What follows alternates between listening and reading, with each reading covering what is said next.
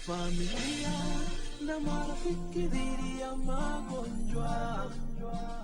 The UHC coverage journey is on. NHIF is working under the guidance of the Ministry of Health in the UHC Step Up, which presents an opportunity to secure Kenyans access to quality health services without suffering financial hardship. So take the bold step today and safeguard your families by enrolling to NHIF to ensure health for all. Kwa majina mimi naitwa Akwila sana yele mako. Ninaishi Namanga. Wakati wa games tukikaa tu hapo na wanafunzi wenzangu tukicheza nikaanza kusikia vizuri. Nikamweleza mama. Sasa mama akaniambia mbona ukusemanga? Nikamwambia niliogopa. Nikaenda Namanga hospital nikapima akaona ugonjwa niko nayo. Sasa akasema heri upelekwe Kajiado. Madaktari akakuja kunitibu. Akasema Manda akasema akaniambia utaenda kwa surgery. Walisema iko na growth. Nilienda kushughulikia hadi akaenda kutafuta NHIF mama tu anakuanga nayo, lakini ugonjwa mwenye nilitibiwa hiyo kadi ilinisaidia sana. Hiyo kama tungekuwa nayo sijui tungetoka hapo lini. Ningependa kuambia serikali waendelee kutuletea hiyo kadi ya NHIF kwa maana inatusaidia sana. Kila mtu ajitahidi, ajikaze kisabuni ili waweze kudhibitisha na wao wapate hiyo NHIF. Ndio waweze na mtu akigonjeka juu siku yako kugonjeka na wao upate hiyo kadi ndio ukipelekwa hospital uweze kutibiwa. Linda familia na marafiki dhidi ya magonjwa. Ili kupata upendo kama sikiza tune kwenye simu yako, dial *811 *817#.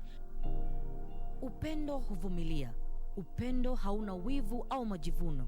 Upendo hauna kiburi na hauoni mabaya. Upendo hautafuti kujipendeza nafsi, haukasiriki upesi, hauweki orodha ya mabaya. Upendo huvumilia yote, huamini yote, hutumaini yote na hustahimili yote. Wakorintho 1:13. Kupata upendo kama sikiza tune, dial *811 *817#.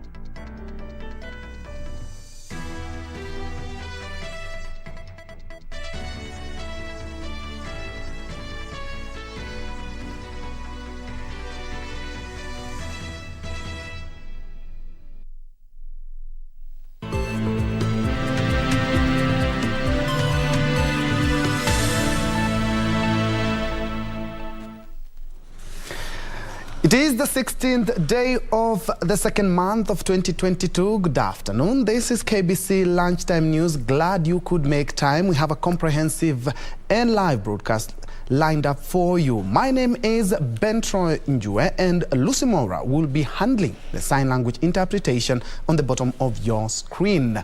Welcome. Remember, we appreciate your kind feedback on all our social media platforms. To kick us off, Interior Cabinet Secretary Dr. Fred Matiang'i has challenged Kenya National Police SACCO to invest heavily on training of its members on resource management to improve their welfare. Dr. Matiang'i said training in financial management will help address cases like corruption within the forces and suicide among the officers. He commended the management of the SACCO for good governance, which has seen it emerge the second best performing SACCO in the country. The Kenya National Police SACCO Chairman David Mategwa assured the delegates that the SACCO is committed to helping its members proposal in their ventures. The two were speaking in Nairobi during the Kenya National Police SACCO annual delegates meeting. The important thing is that police belongs to the club of savers. We can save our own money, and we can borrow our own money, and we do our own project. Watu waache kutuambia sisi ni maneno ya kuenda kuokota, si ndio? We have proved that we can save our own money. The next competition, Chairman, we need to look amongst ourselves. Is those officers who are doing good projects to answer competition in that area. That Kenya Police Sacco is one of the SACCOs that we are very proud of in this sector because it is doing a very, very excellent job under the able chairmanship of Mr. Mategwa and his board. It's the third largest SACCO in this country. It's a country that has benchmarked with the best in the world. As you have just heard the chairman say, he will take some of the members to go and actually learn from the best SACCOs in the US. The governance will continue training the directors in good corporate governance. That means that we will be sending them in more workshops, more exposure for them, so that they see how the best institutions in the world are working, so that we adapt the model on how we can do better, because people will only bring money when they trust us. So that issue of governance is key. And you see, as we train our delegates to make sure that in decision making, people know what they are saying. We train our members. You have seen that we train them on financial education and training, financial coaching. This means that we are strengthening our governance. All these trouble that we are seeing around, some of our young people taking their lives, challenges that are coming between our young couples and so on, half of them are related to financially related problems, you know. And everybody talks about, oh, you know, the salary is not enough and so on. There will never be enough money for someone who doesn't know how to manage their money, period. And I want to ask you also, let us enhance this gospel to our colleagues out there and ensure that we inculcate a very deep and sustainable saving culture among us, the police officers and the police service. Because that way, we will have satisfied police officers, confident police officers who know that they have taken care of the welfare issues. Small temptations of taking 50 bob and 100 bob will reduce. That's how we'll sort this thing out. The shit and renting a gun and so on will reduce, so that we move forward now to build a stronger society, as it were. And from Nairobi, we are now crossing over to Murang'a County, and to be specific, at the Kandara Oriene Community Center for Children with Disability, where the Deputy President, Dr. William Ruto, is leading the Kenya Kwanza campaign trail. Let's first of all listen in. Ndio. Tunaelewana jamani? Mimi vile vile nataka niwashukuru watu wa hapa kwa kunipatia huyu shujaa anaitwa Alice Muthoni Wahome. Huyu mama ni mtu mama wa kujitolea.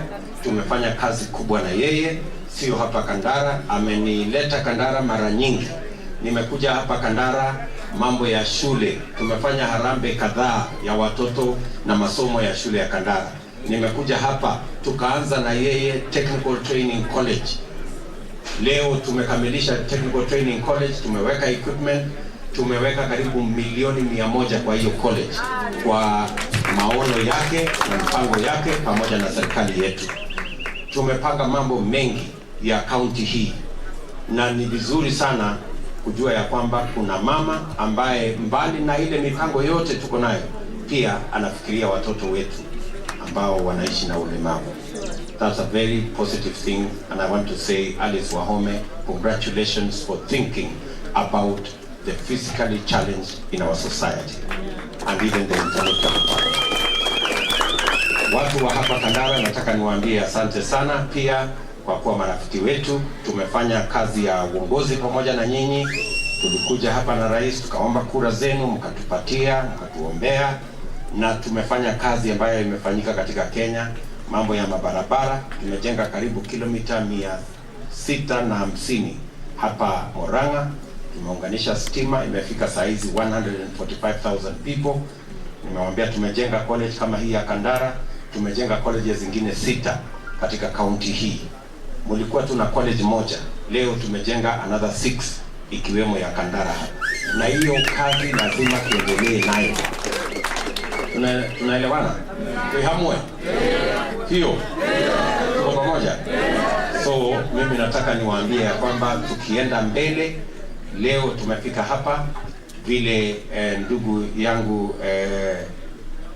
Kang'ata amesema na Musali amesema, sisi tumeungana, sisi wote ndio tutengeneze serikali ambayo itashughulikia watu wote wa taifa letu la Kenya.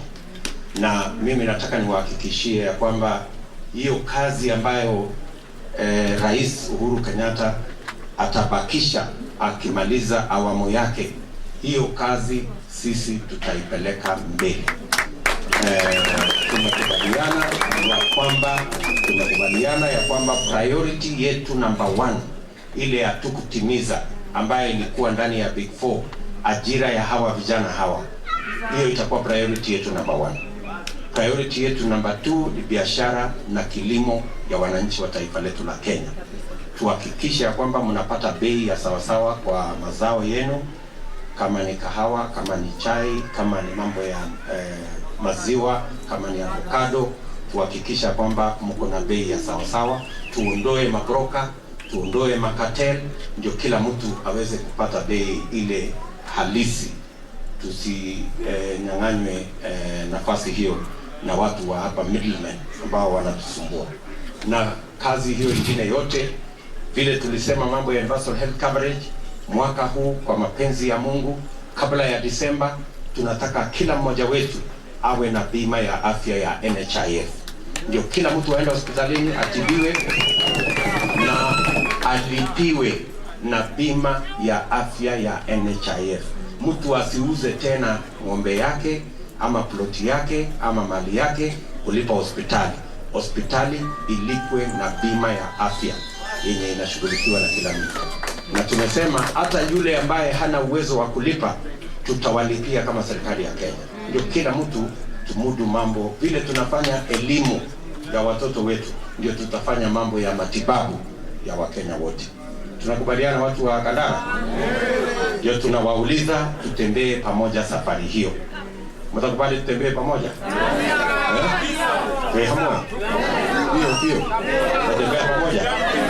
So, kwa sababu ya tulikuja hapa kwa shughuli ya hawa watoto na pia tuwajulie hali, tunawatakia heri. Tunajua mbali na ile kazi tumefanya, kuna kazi imebaki na ni kazi kubwa, si ndio? Nimepitia hii barabara, tuliaidiana na nyinyi ya kwamba kutoka Haine kuja hapa Kaboroge kwenda mpaka Rege, hiyo barabara lazima tujenge na tuweke lami. Na hapo ndio tutaanzia mwezi wa 8, kwa sababu tukimaliza hii mambo ya uchaguzi tutakuja kushughulika na hiyo kazi ambayo imebakia. Tunaelewana jameni? So tunawatakia heri, tunawatakia baraka ya Mungu. Asanteni sana kutukaribisha hapa nyumbani. Tunawapenda sana na tunawapenda. Asanteni sana. Bwana ni mradhi. That is Deputy President William Ruto there in Kandara, and to be specific, Oriene Community Center for Children with Disability. First of all, in a nutshell, he has talked about the government track record of electrification, education, and building of roads, saying that given a chance, he hopes to complete all the government projects already initiated by the Jubilee government. And also, he has also pointed out prioritizing health and uplifting farming and value addition in the agriculture-rich county of Murang'a. Of course, we have our reporter there, Nancy Okware, who will give us a more detailed report in our subsequent bulletin. But moving on, traders in Gikomba conducting sewing services at the 5th floor of the newly built market are crying foul of a recent directive to pay an extra 1,000 shillings monthly revenue to certain individuals. The traders claim they are forced out of their working spaces once they fail to pay the stipulated amount. They are now calling on the city county to come to their aid and resolve the money collection hurdle. The traders, who claim they were affected by the fire before the project started, say the government gave them the spaces to do their businesses. Nyumba yenyewe kuna mtu anakuja anasema hapa ni kwake na hatuna hakika kama hapa ni kwake kweli. Sasa tumekuwa tukisumbuana na wao, saa zingine tunavurugana vita na tunateswa sana. Sasa tungependa tuombe usaidizi kutoka kwa serikali. The traders who said they were allocated the spaces by government after the Gikomba fire say the 1,000 shillings they are being asked to pay certain individuals is unfair, saying while they are not opposed to paying taxes, 1,000 shillings would have them making losses. Tuliingia wote mpaka wote unaona hapa wote ni wa mafundi. Wakapewa hii space, wakaambiwa mpaka siku ile nyumba nyingine itajengwa ndio wataenda. Imefika mahali tu officials wetu, chairman, treasurer, secretary na kamati wake wamefika mahali wanaitisha kila mtu giri moja kwa kila mashini. Na wakati tulikuwa na mkutano kwa DCC, kulisemekana hakuna mtu hata mmoja anafaa kutoa mpaka siku ile nyumba yao itaisha. They say they have presented their complaints to the market committee but have failed to resolve the issue and are now calling upon the city county to come to their aid. Tulikuwa tumepewa tufanyie biashara lakini matapeli wameingia. Ile kitu mimi nalilia tu ni uongozi wa hapa ni mbaya. Jacqueline Masharia for Lunchtime News.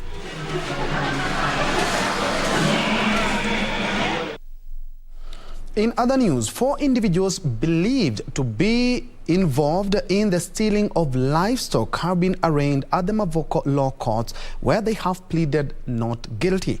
Among the 4 is a businessman believed to be running a chain of butcheries in the area. The accused were remanded until April, when the case will be mentioned. According to the charge sheet, the 4 accused, Peter Mohia Jenga, David Masharia Gashora, David Wambura and Mutende Meibaku, were nabbed by detectives in mid-January 2022 after a spate of livestock theft in Nairobi, Kajiado and Machakos counties. On the issue of the mobile phones, the issue may be revisited later to find out if they have been obtained from cybercrime. The court objected their plea to be released on a cash bail, saying that some of the suspects had a similar case in court and have jumped bail after they were released. They were remanded until April, when the case will be mentioned. And take a date for hearing and an ordinary mention. The matter has a hearing date of 13 April.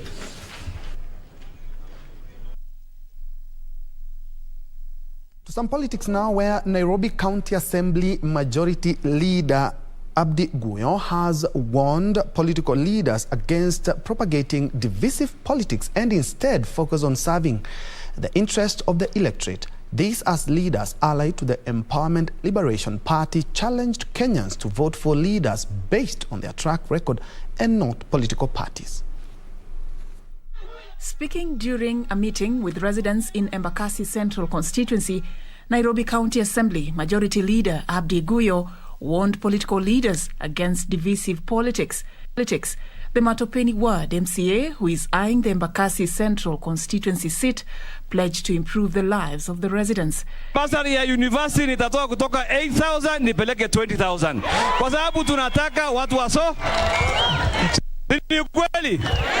Tutahakikisha hizo mashule tuko nao katika Embakasi Central, tumeweka madarasa ya secondary school ndio watoto ambao hawezi enda national provision wasome wapi? Meanwhile, Waraka constituency MP aspirant Jared Okoth Okode is calling for free and fair nominations by the Orange Democratic Party. Ile kitu mimi naomba kama watu wa ODM, bora tufanye nomination ile bila ukora yoyote. Na tukifanya nomination bila ukora, mtu akishinda apatiwe kitu yake. Tukifanya hiyo nomination, hatutakuwa na problem yoyote. Elsewhere, a section of politicians under the Empowerment Liberation Party has challenged the electorate not to vote along party lines, but to elect leaders based on their track record and agenda. Kwa hivyo tuangalie maendeleo ya mtu binafsi na tuangalie kila kitu na tuangalie chama hata kama ni ndogo, tusiwe tunaangalia chama sana, tuangalie nini? Mwananchi. Kile tunafanya tunajipanga tuwe chama yetu na nguvu ili tusiwe na brokers. Kama ni wakati wa kwenda kwa serikali tupewe resources yetu tuwe direct. And Laisami's constituency MP aspirant Elizabeth Pantoren has termed male chauvinism as the biggest hindrance for women participation in politics. particularly in the Rendile community. They've not been able to give women opportunity to contest. So something new is normally very challenging, extremely challenging. And I haven't seen the challenge yet myself, because I have realized my own clan, the clan that my husband comes from, have endorsed me, despite having 3 contestants, 2 men and 1 woman. Pantoren, however, remains optimistic that the pastoralist communities are slowly embracing women leadership. For Lunchtime News, I'm Safin Acheng Oma. And still on politics, let's now cross over to Njue House, right here in the capital, Nairobi, where the DAP Kenya party is currently holding a presser. And as we speak, Defense CS Eugene Wamalwa is currently addressing. Naibu wa Rais William Ruto akisema eti kuna chama cha kijiji kimeanza huko Western, ati kinaitwa DAP. Sijui kama mlisikia hiyo story. Huo ulikuwa wakati wa kwanza ametutembelea huko Kitale. Juzi Mheshimiwa Ruto amerudi Kitale huko na wenzake wanaitwa Weta na mwingine anaitwa Mudavadi. Sasa wameanza kusema hiki chama cha DAP sio tena that small village party. Wamesema hiki chama kimekuwa kikubwa sana, lazima kiwe a state house sponsored party. Eti ninyi mmekuwa too big for them. Alafu wengine wakasema eti ninyi DAP mmekuwa sa chama cha deep state. Sababu haiwezekani miezi miwili chama kikue vile ninyi mmekuwa. Simjipigie makofi jamani.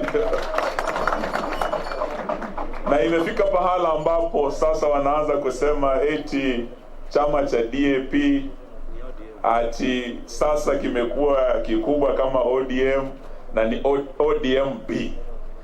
You know, ODM is the largest political party in Kenya. Kweli si kweli?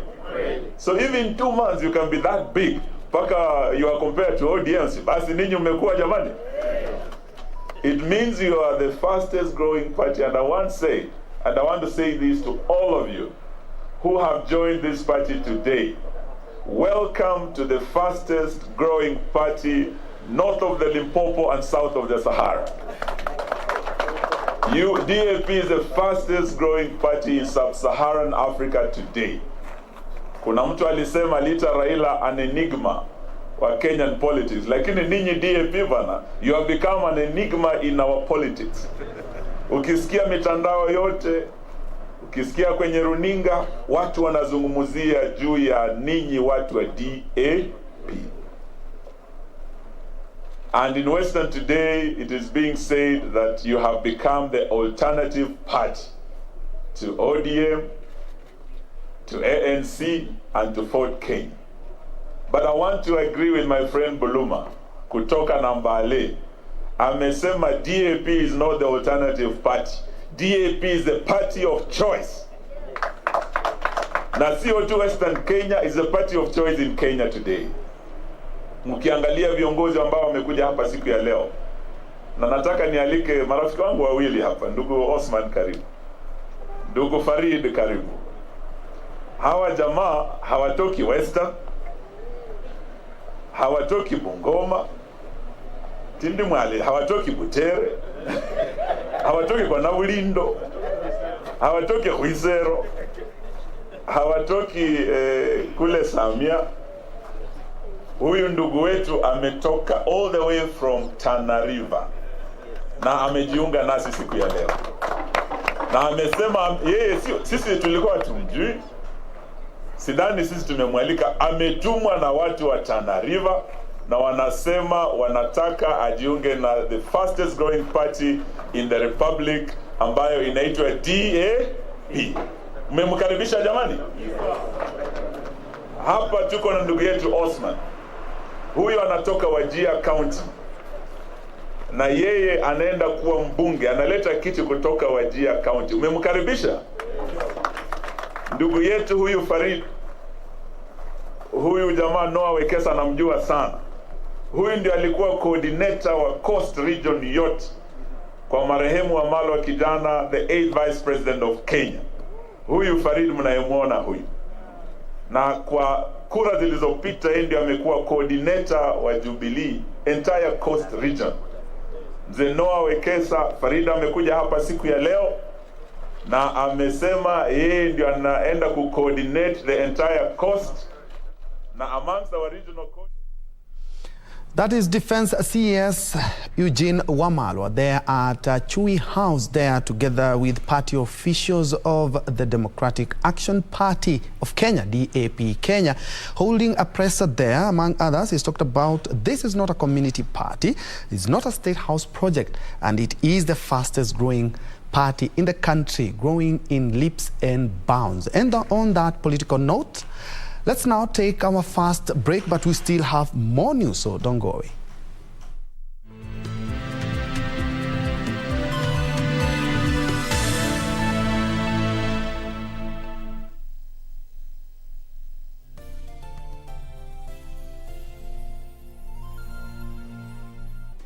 Do you have a news story to share with KBC? Get in touch swiftly on email news@kbc.co.ke or call 0723-892-654 or 0734-780-124. Sauti ya Kenya. Juu milimani na hata mabondeni, Radio Taifa inatamba kutamba. Sasa unaweza kupokea matangazo ya Radio Taifa loud and clear popote ulipo Western Kenya. Radio Taifa usisahau unaweza ukatupata kupitia ukiwa Busia, Siaya, Vihiga, Mumias, Yala na maeneo yaliyoko karibu. Radio Taifa inapatikana kwenye 104.5 FM, na ukiwa Bungoma, Kakamega, Kiminini, Kipkaren na viunga vyake, pata vipindi na burudani safi kupitia 92.3 FM. Radio Taifa, sauti ya Mkenya. The government of Kenya adopted universal health coverage UHC as one of the big 4 priority agenda, with an aspiration that by 2022 all citizens will have access to quality healthcare services that they need without getting into financial hardships.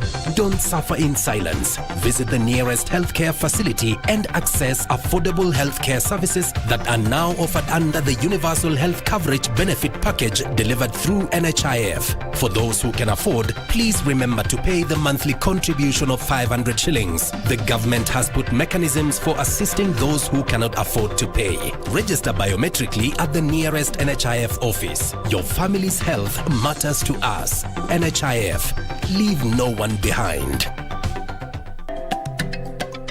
This week on Magical Scenes, we take you to the county of Mombasa. The people are scared back in the state. They are told it's very hard, but it's not. It's not what we thought. An outstanding destination. Mtu akija ni kama amekuja nyumbani kwake. Thursday, you can do swimming, you can do bird watching. Magical Scenes, only on Channel 1.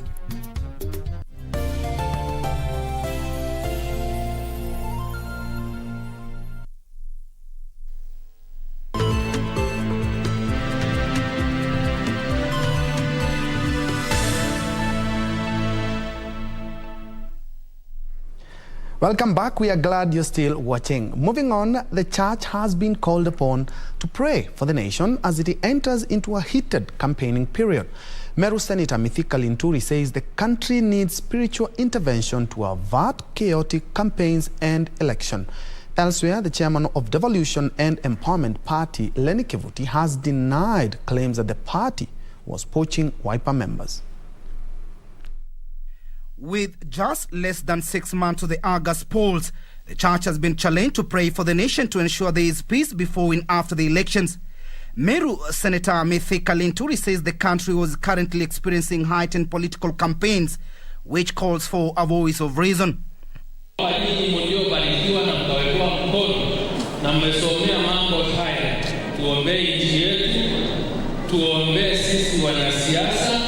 Ili mwaka huu tarehe 9 tuweze kufanya kura za amani. Meanwhile, the Kilifi gubernatorial aspirants have now resolved to work together to popularize the party in the region. They accuse area Governor Amason Kingi for allegedly trying to destabilize ODM at the coastal region. Tunatafuta vyeo, tufanye siasa yetu ya amani. Sisi adui yetu ni mmoja peke yake. Adui yetu ni yule anayempinga Raila Amolo Odinga asiwe rais. Governor Amazon Jeffa Kingi,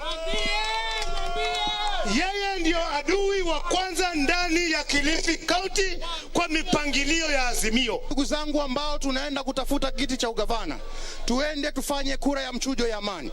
Ndipo sasa atakayechaguliwa ahakikishe ya kwamba anaendesha tikiti ya ODM, tukaweze kuhakikisha kwamba Kilifi inabaki ODM.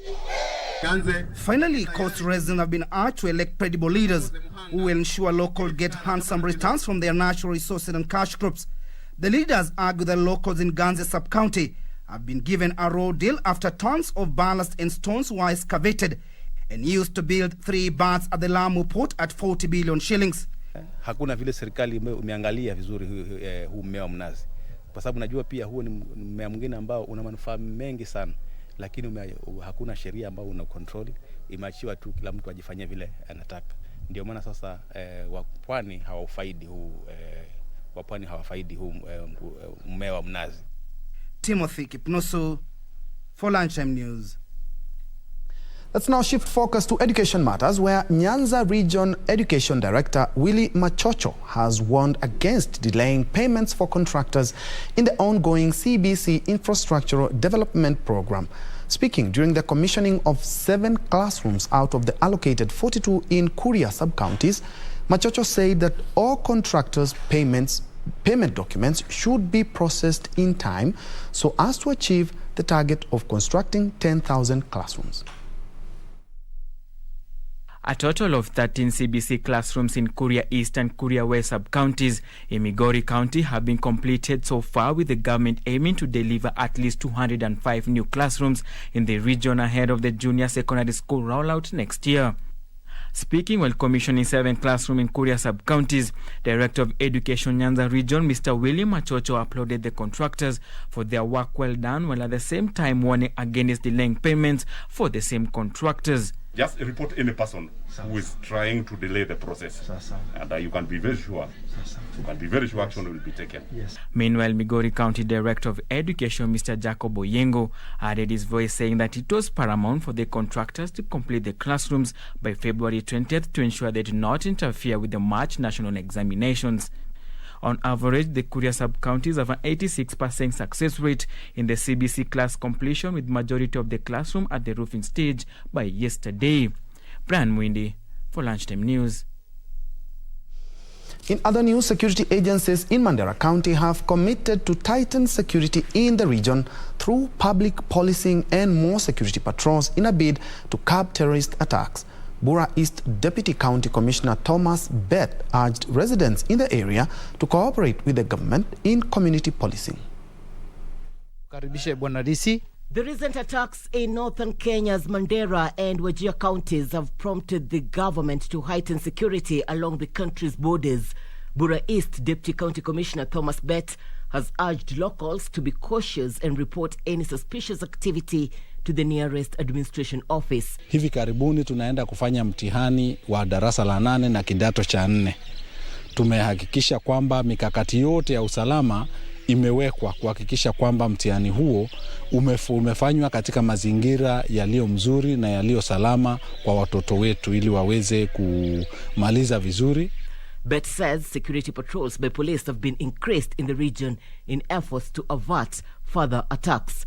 While at a security meeting with area leaders, Bett vowed to leave nothing to chance in ensuring security is restored. Local elders committed to work with relevant authorities in taming insecurity in the region.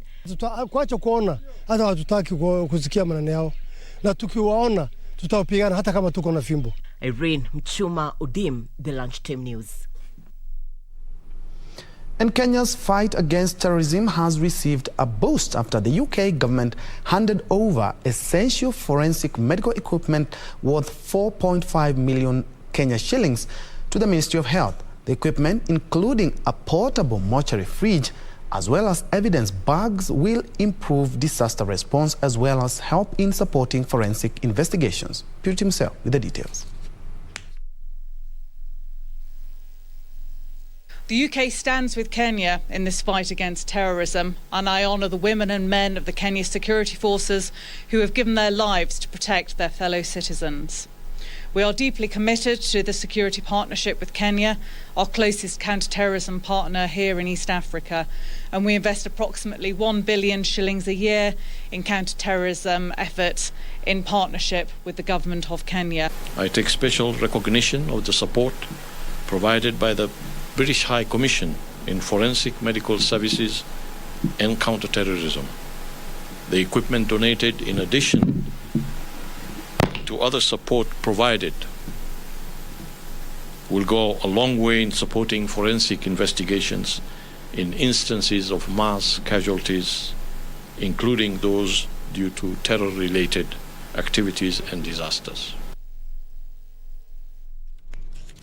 Moving on, the government, through the Border Management Secretariat, BMS, has embarked on a mission to fix existing gaps that have led to increased cases of illegal immigrants and hard drugs like bhang in the country from the neighboring nations of Ethiopia and Somalia. Border Management Secretariat Director Kennedy Njue said illegal immigrants and drug traffickers have been using existing loopholes at the border points, which he said the government will address. Speaking during a 3-day meeting in Isiolo that brought together the county security teams from the border counties of Mandera, Garissa, Wajir, Marsabit and Isiolo, which acts as a transit point to the rest of Kenya, the Director, Border Management Secretariat Kennedy Njue, said that the various stakeholders are committed to come up with a lasting solution to insecurity at the porous border. Na swala moja ambalo tunaendelea kuzungumza tukiwa kwa pamoja ni vipi wanapita mipakani, hata tunawapata coast sehemu za Shimoni na sehemu zingine. Na nafikiri baada ya mazungumzo ambayo tunayo na recommendations ambazo tunafanya, tutakuwa ni mikakati mahususi ya kuzuia kabisa pasiwe na mianya kama hiyo. He noted that it was saddening that from time to time illegal immigrants and drugs are impounded, having passed through several counties, indicative of weaknesses being exploited.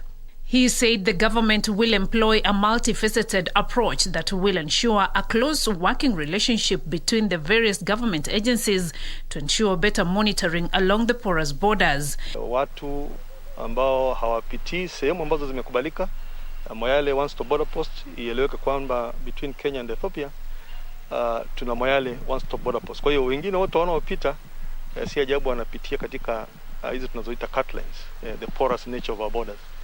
But nadhani kwa mkutano ambao tunayo na tumeyazungumzia mambo, patakuwa na mikakati mahususi ya kuhakikisha kwamba tumewazuia kabisa.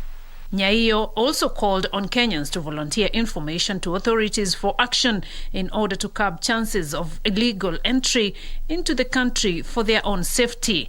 Ya jamii waelewe matatizo ya kukubali na kuruhusu mambo ambayo hayastahili kuja Kenya. Maana mwishowe inakuwa na ripple effect ambayo sio mzuri kwa uchumi hata kwa usalama wetu. Isiolo County Commissioner Geoffrey Omondi said that Isiolo town had become a major operation point for illegal immigrants and drug traffickers as the gateway to the other parts of the country, but lauded efforts being put in by security officers who have nabbed thousands of kilograms of bhang from Ethiopia in the last few years. Tumekuwa na resolutions way forward vile tunashikamana pamoja kama stakeholders wote ili tulinde usalama ya nchi yetu, vile vile tuweke mikakati ya ku raise revenue kuliko bidhaa gushi ambayo inapitia hapa kwetu.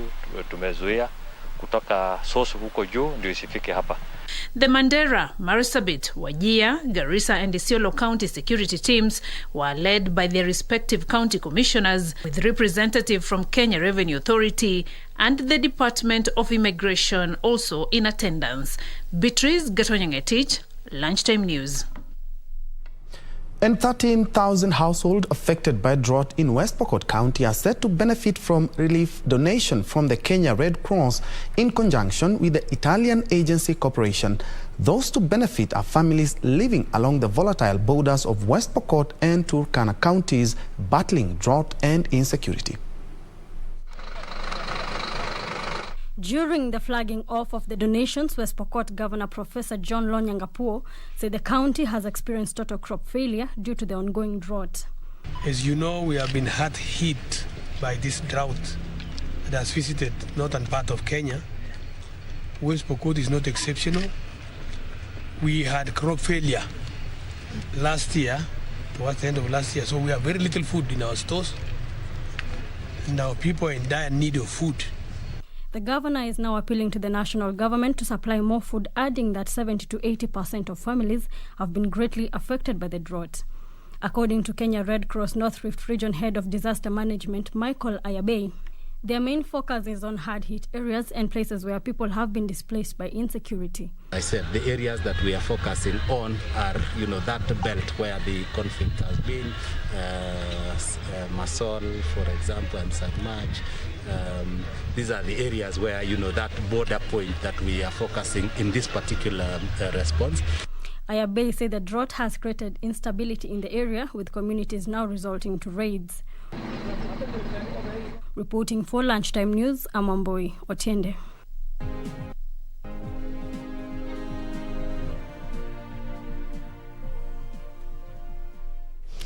In business, Tanzania has maintained its stance, declining to ratify the Economic Partnership Agreement fronted by the East African Community with the European Union.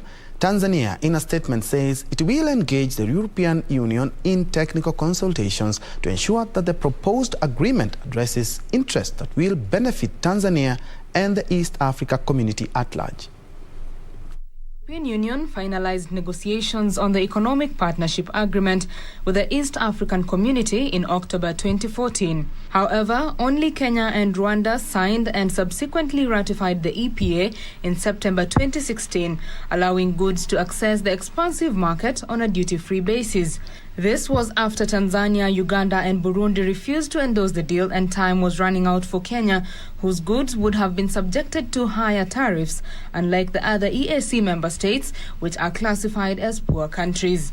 And now, Tanzania maintains that it is yet to sign and ratify the deal.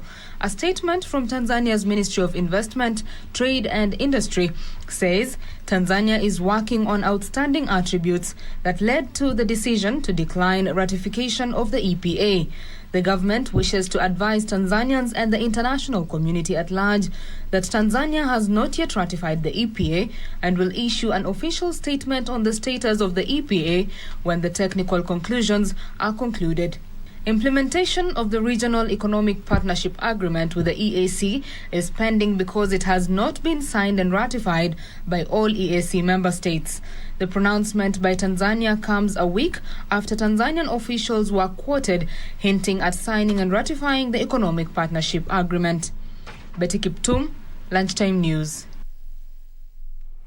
Elsewhere, dairy and coffee farmers are said to benefit from a 2.3 billion shillings funding from Swedish International Development Cooperation Agency.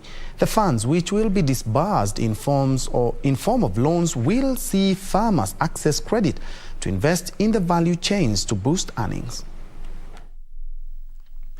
Agriculture lending constitutes only 4% of the country's total loan book due to what financiers term as high risks involved in the sector. This has seen smallholder farmers grapple with limited financing. Swedish International Development Cooperation Agency has joined organizations extending credit facility to farmers with a 2.3 billion loan facility targeting the dairy and coffee value chains. Start a process of identifying the right organizations, do capacity building for them to be able to be ready to access the credit. In the 5-year program, SIDA plans to offer guarantee facility for farmers accessing loans from a select financial institutions. Will support access to finance to farmer-based organization through commercialized loans, where SIDA is able to provide a credit guarantee. The credit facility will target smallholder farmers, especially women who form a majority of agriculture labor force but lack collateral to access financing to invest in their farming ventures. It will not lend directly to women farmers or to youth. We will lend to the farmer-based organizations and the cooperatives, and they will then lend to their own members. Already, 30 farmers' organizations have been approved to access the credit, ranging between 3 million shillings and 50 million shillings. Beneficiaries currently have already been identified. They applied, and we have done assessments to identify the right ones which are ready for receipt. Benson Rioba reporting for Lunchtime News. Across borders, Nigeria's annual inflation slowed by 3 basis points to 15.60% in January, ahead of the release of the growth data next week. Inflation in Nigeria has been in double digits since the year 2016, was particularly high in December due to a surge in demand during the Christmas season. Here are the details of this and other stories making headlines across Africa. Nigeria imports key goods and services. A dollar shortage has prompted the government to put restrictions on foreign exchange supplies of certain items, cutting supplies of goods and exerting pressure on prices. Nigeria faces a fuel shortage that could stoke inflation as logistics and transport costs rise. Nigeria depends almost entirely on imports to meet its domestic fuel needs because it lacks refining capacity. Nigerian authorities have said persistent inflationary pressures are structural, linked to deficits and not solely to the money supply and largely imported. Food price inflation, the major headline component, decreased by 24 basis points in January to 17.13%. Meanwhile, Egypt's central bank governor has said new rules require importers to use letters of credit will be implemented from next month, despite complaints from businesses groups and traders that the measure could inflate their costs. The governor urged businessmen to reconcile their situations and not waste time in controversies that have no relation to the stability of Egypt's foreign trade, its sound performance. Egypt has struggled to contain a rising import bill and a current account deficit that widened to $18.4 billion in the 2020-21 financial year from $11.4 billion the previous year.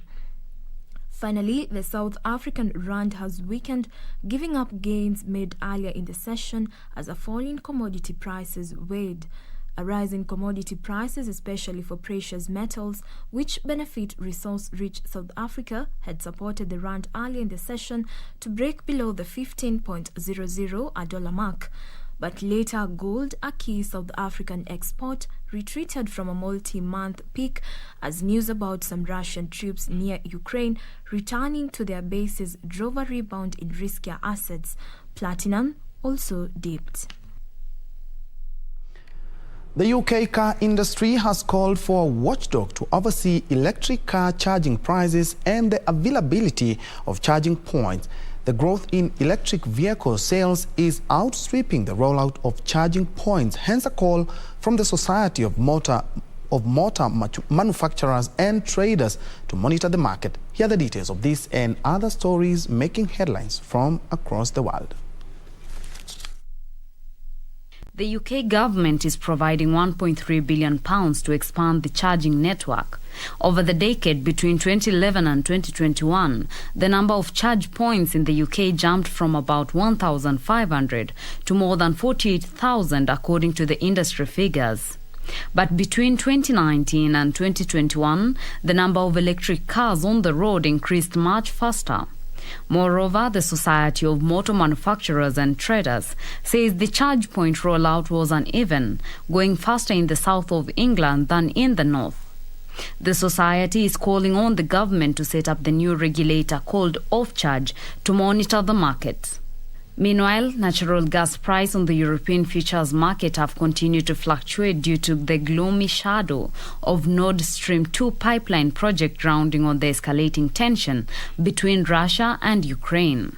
The price on the European futures market divided by more than 15% to below $800 per 1,000 cubic meters for the first time in 2022.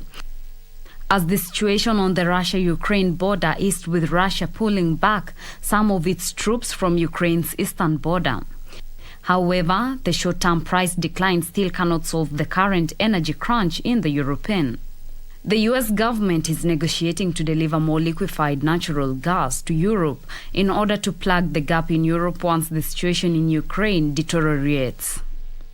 Finally, Vietnam's apparel exports are expected to jump 7.4% this year to $43.5 billion as factories keep up production despite surging COVID-19 infections, as the country's textile and garment industry is seen to contribute most. This has come after the government lifted some of the measures to all boost the production sector. In December last year, shutdowns had affected up to 1.2 million garment workers last year, which is 65% of the industry workforce. And back home, insurance claim payouts declined the fourth quarter of 2021 as underwriters moved to seal fraud and fake claim loopholes in the industry. Data from the Insurance Regulatory Authority shows a total 180 million shillings was paid by insurers between October and December of 2021. IRA says 4,000 claims were settled in the fourth quarter compared to the 15,000 claims that were lodged in the third quarter of 2021. Fraudulent claims have been an Achilles heel in the underwriting business in the country. That involves a complicated racket of rogue traffic police officers, claimants, doctors, among other specialists. According to the Insurance Regulatory Authority, approximately 40% of all insurance claims are fraudulent. Rural Private Hospitals Association of Kenya reports that Kenya loses up to 33 billion shillings to insurance fraud in the medical segment alone due to weak systems and collusion. Fraud has led to a spike in the cost of insurance premiums, leading to a stagnation in the percentage of premiums to the GDP.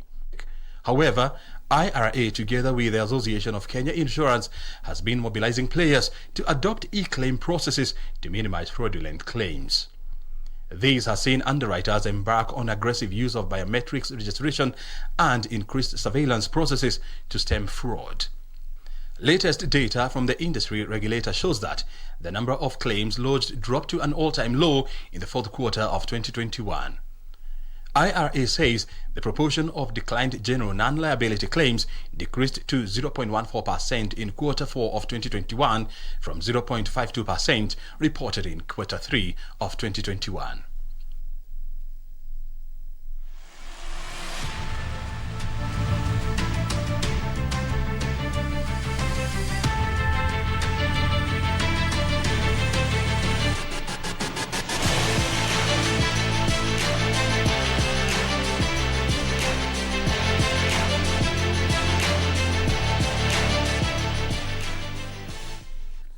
And in sports, National Rugby 15-a-side team Simba is set to commence training tomorrow at the RFUA grounds in preparations for the 2023 Rugby World Cup qualifiers. The team is scheduled to play Uganda Cranes in the quarter-final match of the qualifiers in July this year. Head coach Paul Odera says players from the 2021 team who have lost form have been excluded from the team that consists of 81 players, including 15 foreign-based players. Notable players in the provisional team include Willie Mbaka, Colin Sinjera, Oscar Ouma and Billy Odhiambo. Geoffrey Okwach and Davis Chenge are also back in the squad after shaking off foot injury and a concussion respectively.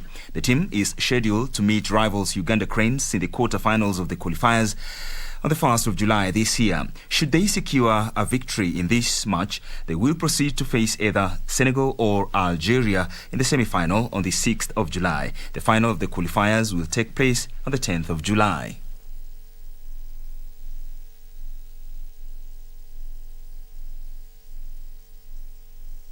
To Need for Speed now, where multiple Kenya National Rally Championship winner Baldev Chaga's supremacy in the 10th edition of the East African Safari Classic Rally continued on day 6 as he returned to the top of the chart. The day started off at Meshanani Gate and finished at Amboseli Park in Kajiado County, covering a distance of 213.4 kilometers. Baldev Chaga has gained a huge time difference of 7 minutes 21.8 seconds in his Porsche 911 enduring the tough and rough terrain of Amboseli in a battle that has seen the Porsches under threat from fellow Kenyans.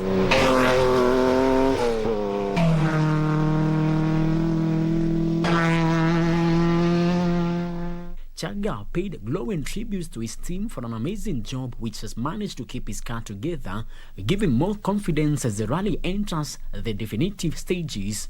I missed 2 days of rallying up in Laikipia, which I would have loved to do, but so far it's been really enjoyable and the transport sections have been really short, so it's been a nice sort of compact, like a normal, a day rally. It's tricky in places, a little bit fast and straight. Some was really nice, some was a bit too fast and straight. Kenyan legend Ian Duncan in his Rover Vitesse has moved into second after Swede Patrick Sandel's problems. Kenyan Pius Daikin is in third position in his Datsun 240Z. Day 6 of the rally saw the drivers traverse Amboseli area of Meshanani Gate, Emokutan and Esineti Amboseli Park. The rally now heads to Taita Hills. Frederick Muki for Channel 1 Sports. Further afield now, the UEFA Champions League knockout stages continues tonight as Liverpool travel to Inter Milan while Bayern Munich take on Red Bull Salzburg. Meanwhile, Kylian